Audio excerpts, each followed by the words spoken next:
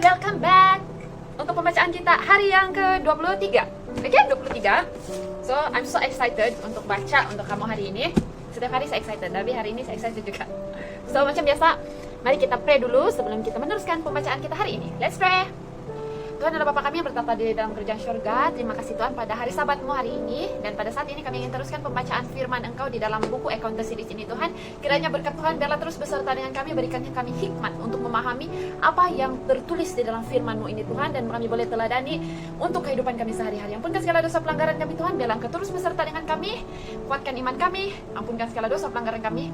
Dan semua ini saya serahkan dalam nama Tuhan Yesus Kristus yang menjadi juru selamat dan penebus kami. Amin. So, jom kita baca. Oke, hari yang ke-23 kemarin 22 bab 7. Oke, ini sambungan bab 7 juga ya. So, Desire of Ages nomor 71 dan 72. Mari kita baca.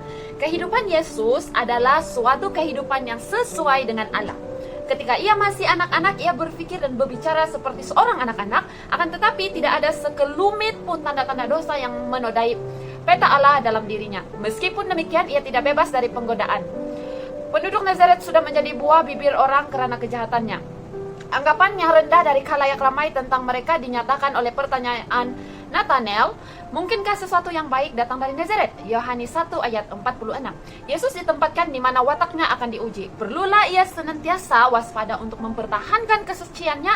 Ia tidak luput dari segala pergumulan yang wajib kita hadapi, supaya ia dapat menjadi contoh bagi kita dalam masa anak-anak, masa muda, dan masa dewasa sekarang. So, itulah dia. Bila Yesus sudah datang ke dunia sebagai manusia biasa, dia sama seperti kita yang manusia biasa juga, yang sentiasa berhadapan dengan godaan-godaan setan, oke?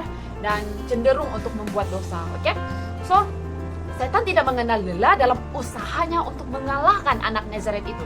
Sejak kecilnya Yesus selalu dikawal oleh malaikat-malaikat surga. Namun hidupnya adalah satu pergumulan yang lama sekali melawan kuasa kegelapan, bahwa di bumi ini ada satu hidup yang bebas dari kenajisan kejahatan. Adalah suatu hal yang mengganggu dan membingungkan pikiran putra kegelapan. Segala ikhtiar diadakan untuk menjebak Yesus. Tiada seorang pun anak manusia yang akan pernah disuruh hidup suci di tengah perjuangan yang demikian dahsyatnya dengan pencobaan seperti juru selamat kita.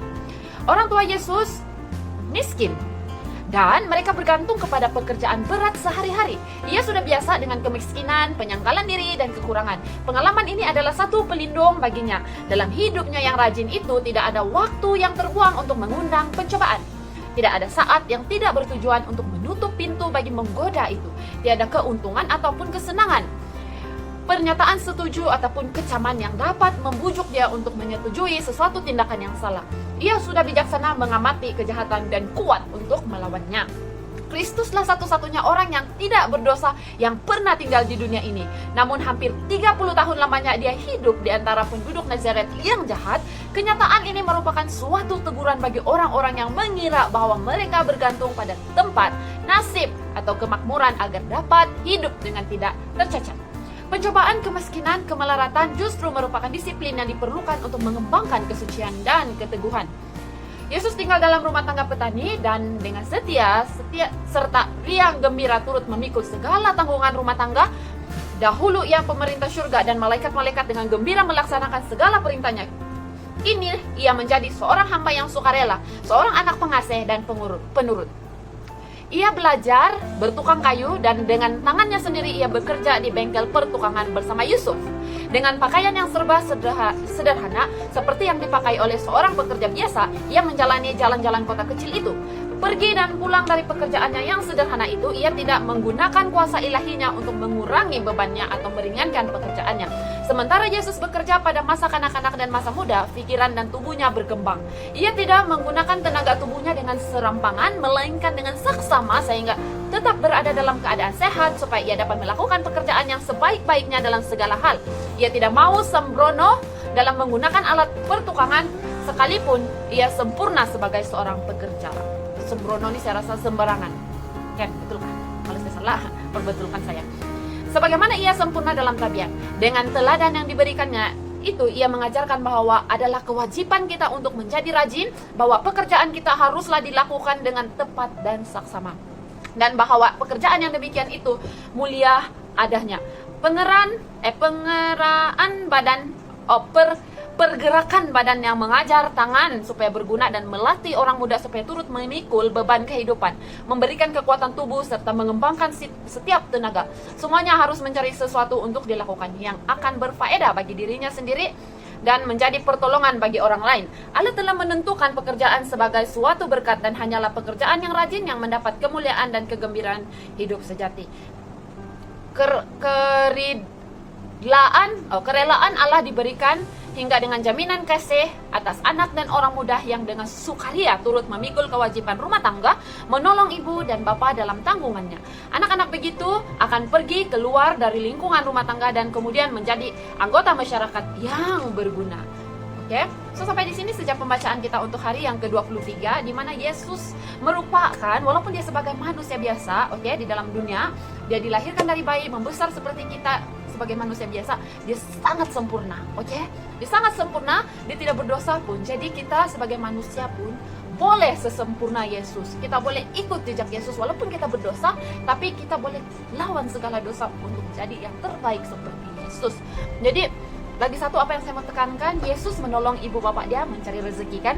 Jadi bila dicakap di sini, bila kita sudah keluar daripada tanggungan keluarga, kalau kita sudah biasa membantu kedua ibu bapak kita mencari rezeki, merasakan macam mana penat ibu bapak kita cari duit, macam mana penat mereka pergi menghasilkan sesuatu, oke, sampai sakit-sakit begitu. So macam itu juga kepenatan itulah yang akan membantu kita untuk menjadi orang yang berguna bila kita keluar dan melakukan kerja kemasyarakatan ataupun apa-apa pun kerja yang dipertanggungjawabkan kepada kita di luar atau di mana-mana kita berada. So itu saja kita punya pembelajaran untuk hari yang ke-23. So jangan lupa ikuti pembacaan Encounter Series 1 Christ the Way untuk hari yang ke-24 esok. So that's all for today, and sebelum kita tutup, mari kita berdoa. Tuhan adalah Bapa kami yang bertakhta di dalam kerajaan surga. Terima kasih Tuhan atas berkat Engkau, atas pembacaan firman Engkau yang telah kami baca sebentar tadi. Kami telah belajar bahwa kami harus berdikari, kami harus memperkembangkan tabiat kami, tenaga kami seperti Kristus, dan kami harus menjadi sempurna seperti Kristus. Walaupun dia dicobai sebagai manusia biasa, tapi dia mampu untuk menjadi sangat sempurna Tuhan. Dan biarlah kami terus meneladani Yesus dari masa ke masa. Kami terus mengubah diri kami menjadi yang lebih baik Tuhan. Ampunkan segala dosa kami, berkati kami hari Sabat ini Tuhan. Terima kasih Tuhan karena Engkau sudah mendengar dan menjawab doa ini. Semua ini saya serahkan dalam nama Tuhan Yesus Kristus yang menjadi juru selamat dan penebus kami.